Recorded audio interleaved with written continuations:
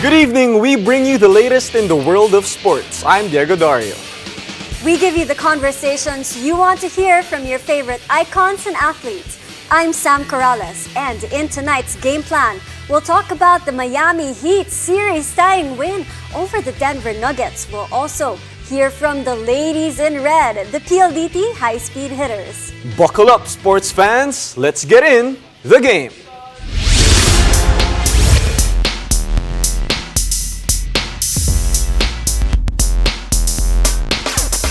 The NBA Finals Series is tied after a comeback victory by the Miami Heat against the Denver Nuggets, 111-108. There were many heroes in this story, including Gabe Vincent, who scored 23, and Duncan Robinson, who dropped 10 points in the final quarter. Joining us to break down Game 2 are basketball analysts, Coach Mark Molina, and of course, Coach Willie Wilson. Coaches, welcome to the game. Thank you for having us. Thanks guys. All right, but so there's so many things to unpack here in Game 2, so many things that happened, the adjustments and all that, but let's take a look at the general overview first, and let's start it off with the Miami Heat. Of course, this is the Miami Heat's, bounce-back game. It was their time to shine. So, Coach Mark, what did you see in this team? How did they get a win over Denver in Colorado? Well, offensively, one thing stood out for me. Their three-point shooting today was amazing. I think they were like 16 for 35 today, particularly from the role players. Duncan Robinson, you mentioned him. You also mentioned Gabe Vincent. So even Kevin Love made a few threes, and that opened up the game for them. And they had a very good start because of that.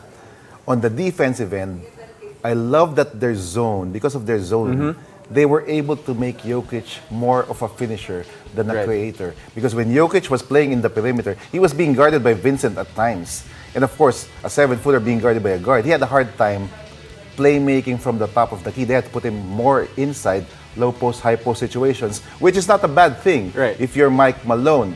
But I think Coach Spo, he was comfortable having Jokic at that position more as a finisher than as a creator, because as a creator, Jokic is definitely very hard to stop. So that was the gamble I think that Coach Spo made on the defensive end, and it paid off. And Coach Willie, just to follow up on what Coach Mark said, so is that just a matter of Miami just making shots? Because, they missed a couple of open shots in Game 1. In Game 2, they made it. Is that just the difference between Game 1 and Game 2? I mean, that's part of it, but that's a small part of it. Again, to Coach Mark's point, I want to bring up the emotional and the confidence aspect of it. Right. Max Strus, you go 0 forever in Game 1. You come into Game 2, first quarter, and you hit 4 threes. Now, again, you have a mastermind of a head coach, not only with the X and O's, but also with giving confidence to his players. He's just telling Max, hey, you're a shooter, you're a shooter, you're a shooter. And what do shooters do? They shoot, they make shots. So to Coach Mark's point, they made adjustments, but again, they kept the same energy. Now, we'll talk about Max Strus in a bit, and let's go on to the Denver side of things. Yeah, of course. I mean, what went wrong for the Denver Nuggets? Coach Willie, it's their first loss at home in the playoffs. What went wrong for them? Again, back to what Coach Mark said, making Jokic a finisher. Right. So in the 8 games this season that he scored 40 or more points, Denver is 4-4.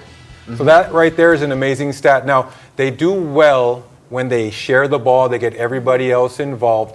But again, they can't play this type of game, not schematically, and then also energy-wise. And Mike Malone said that my guys just need to come with the energy.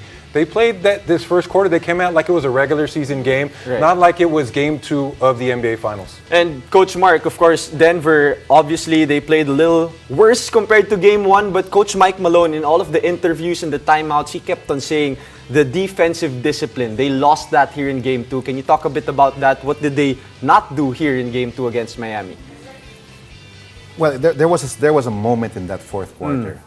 Spo ran the same play over and over again. It was Vincent and Robinson screening for each other when Butler was resting on the bench. And they couldn't stop it. I'm sure Coach... Early in the fourth. I'm sure Coach Willie would know. It's basic. You have 2 shooters screening for each other. It's a simple switch. It's a simple switch. Very easy. But they did not switch for whatever reason. I don't know what the scheme was, what the rule was for them. But they did not switch. It led to an open Vincent 3, an open curl coming from Duncan Robinson. So easy shots in the fourth quarter that turned around the game for them. And it happened when Jimmy Butler was on the bench.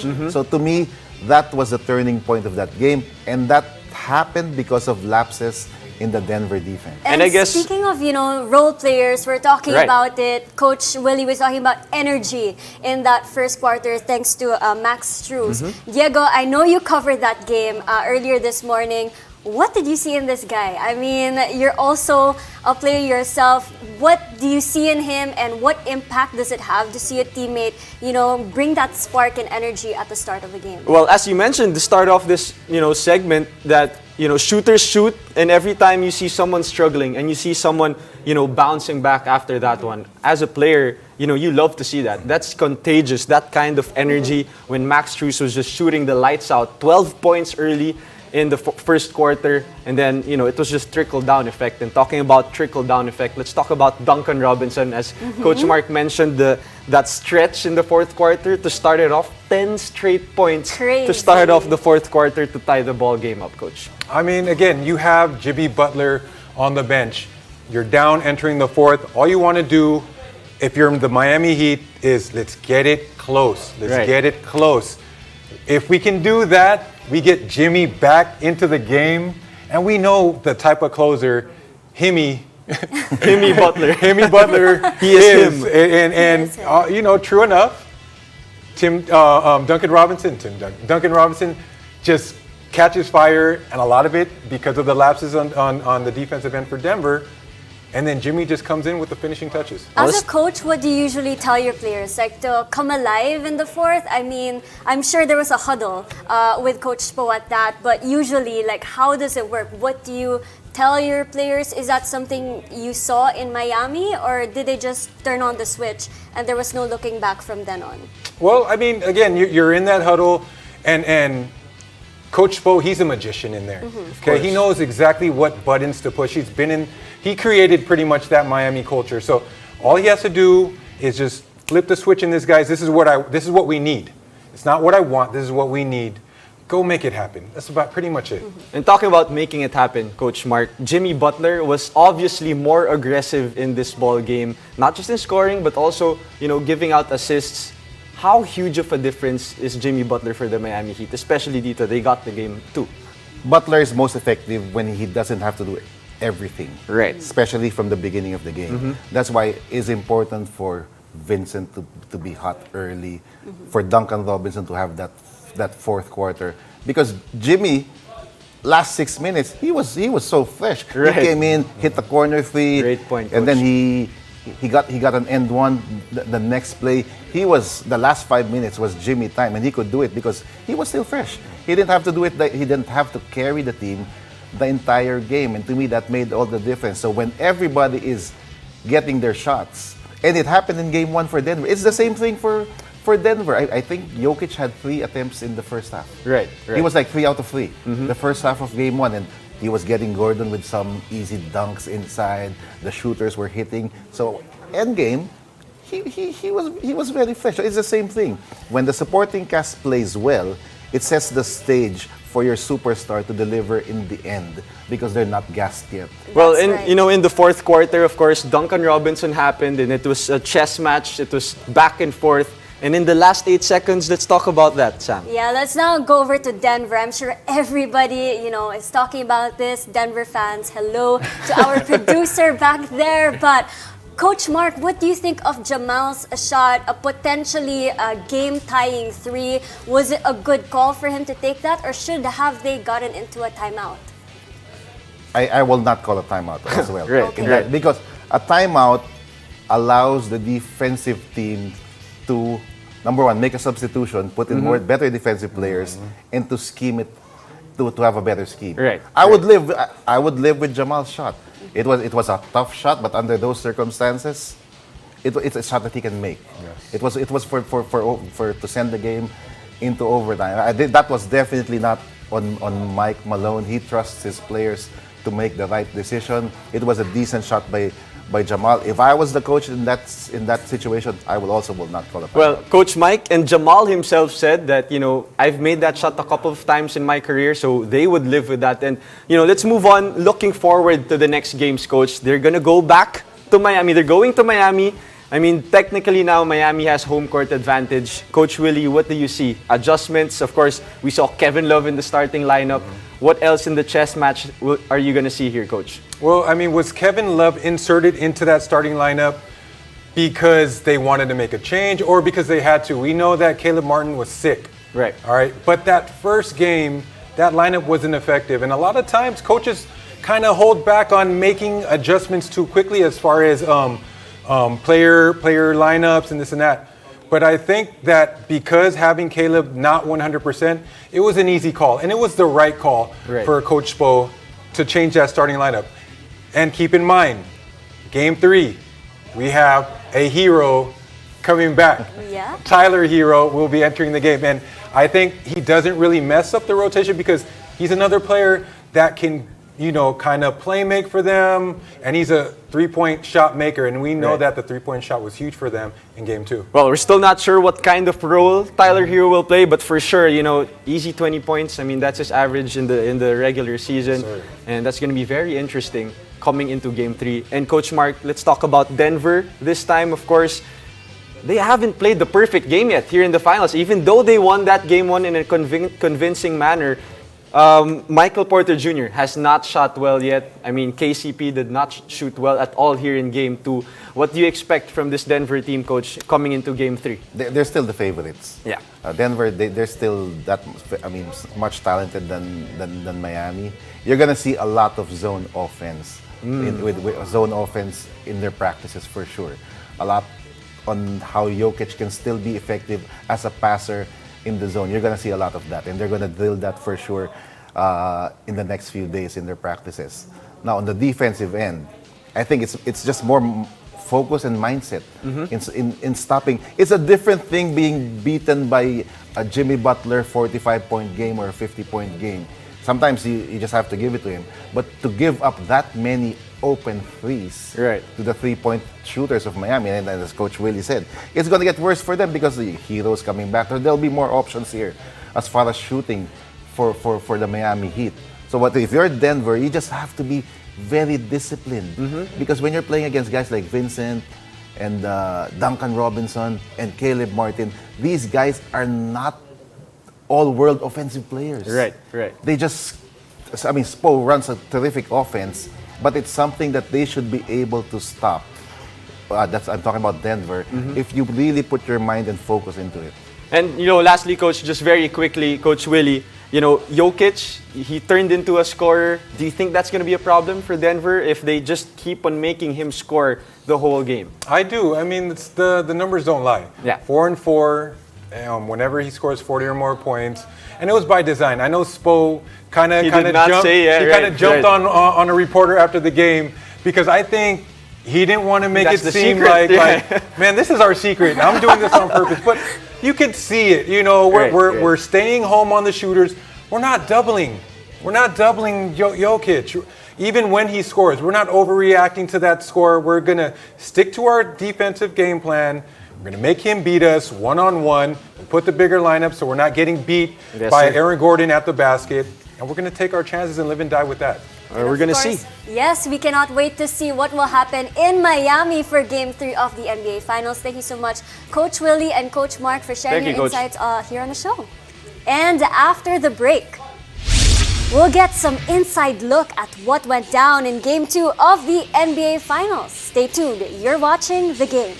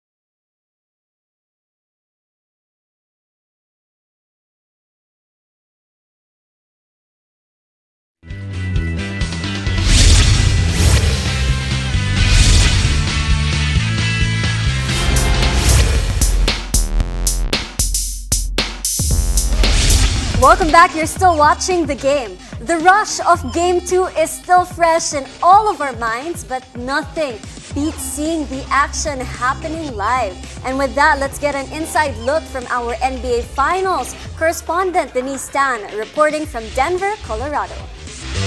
The Miami Heat has leveled the playing field after serving the Denver Nuggets their first home game loss all throughout the playoffs at 111-108. Miami set the tone early after holding Denver scoreless within the first 3 minutes of the game. Coach Eric Spoelstra believes that their good offensive showing is a result of their heightened focus on their execution and their ability to rely on each other. More intentional, and that doesn't guarantee anything either. But at least you give yourself the best chance. If the ball's going where it needs to go, everybody understands what we're trying to get accomplished, and then you have to trust. You have to trust each other. Gabe Vincent, who led Miami with 23 points, shooting 8 of 12 from the field, also scored praises from Spoelstra, who believes he is something special. We love Nani. He took on the toughest, I think the toughest role change for a young player. He was a gunslinger, 2-guard. We wanted to develop him into a combo guard, somebody that could organize us, be an irritant defensively, tough, but learn how to facilitate and run a team. I think that's the toughest thing to do in this league is turn a 2 into a 1. And he openly just embraced that. Aside from their focus and good offensive balance displayed tonight, Spoelstra highlighted that it's their mental toughness that has been the bedrock of their organization. Faced a lot of adversity during the season, and we handled it the right way, where you're not making excuses about it, the injuries, the changing lineups, that hardened us, steeled us, and we developed some grit, which is what we all want.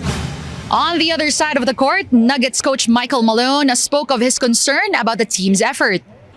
Miami came in here and outworked us, and we were by far our least disciplined game of these 16 or 17 playoff games, whatever it is now. So many breakdowns, and they exploited every one of those breakdowns and scored. So if we're going to try to go down there and regain control of this series and get home court advantage back, we're going to have to outwork Miami.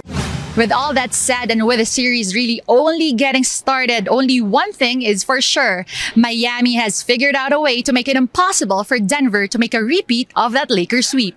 From Denver, Colorado, I'm Denise Tan, reporting for Signal TV. In other basketball news, the FIBA World Cup is coming to Manila, and nothing beats watching the games live and in person.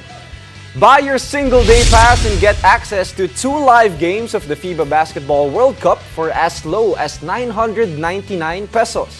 Head to philippines.worldcup.basketball for more information, ticket types, seat information, and other special offers. Be a part of Philippine basketball history and buy your tickets today.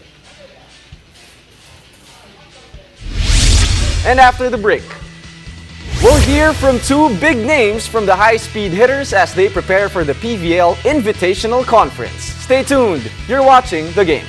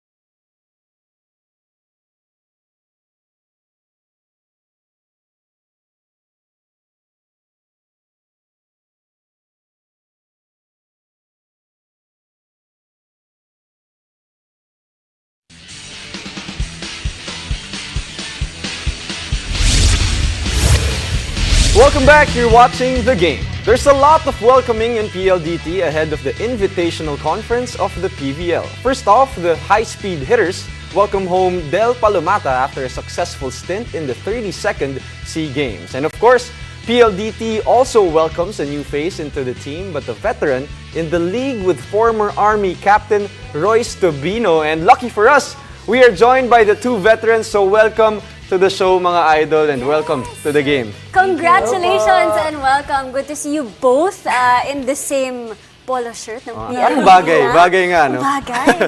Alright, let's start it off with you, Royce, of course, joining a new team in the Invitational Conference. And usually ang tanong dito, as an athlete, bakit ito ang napili mong team, of course, PLDT High Speed Hitters? Siguro alam naman natin na si PLDT is a competitive team sa PBL. Then, since po wala po si Army na walang team po si Army, so nag-try po ako kay Coach Rald, nag-try out po ako.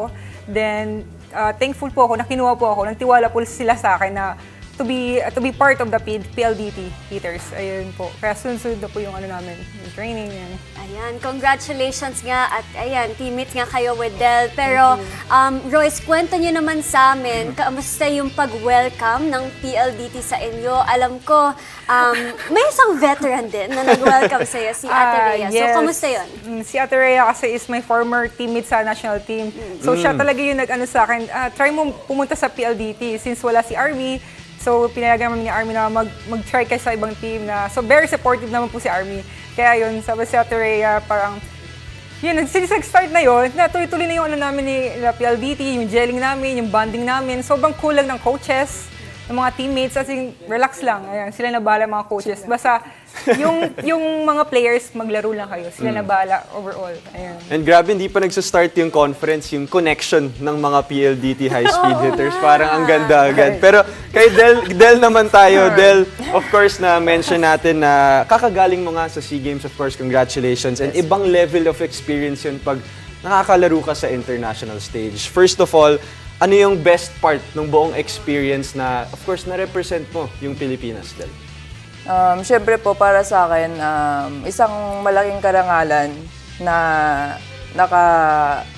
naging part ako ng national team, na na-represent ko yung Philippines. Then maraming magagandang experience, lalo na sa teammates ko.